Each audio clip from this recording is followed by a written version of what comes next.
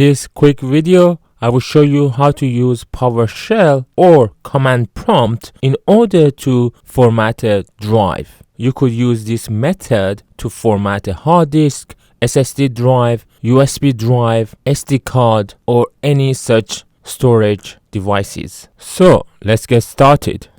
Right click on Start and then select Windows PowerShell Admin.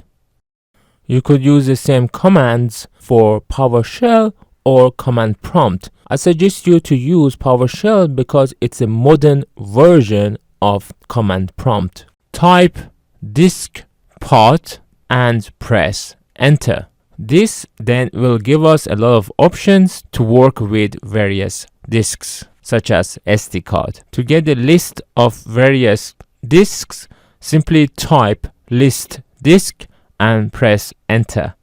Here you can see all the available disks, and you have to be again very careful in selecting the correct disk that you want to format. If you select the wrong disk to format, all your data on that drive would go forever. In my case, I will type select disk 4.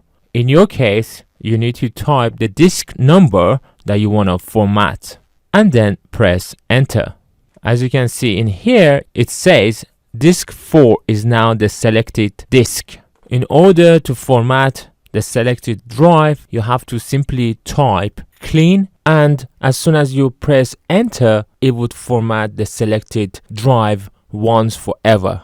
If you're struggling to format the drive, you can watch my other videos on how to format a drive or to delete a folder or file. You can find a list of all these videos in the description as well as in the comment section.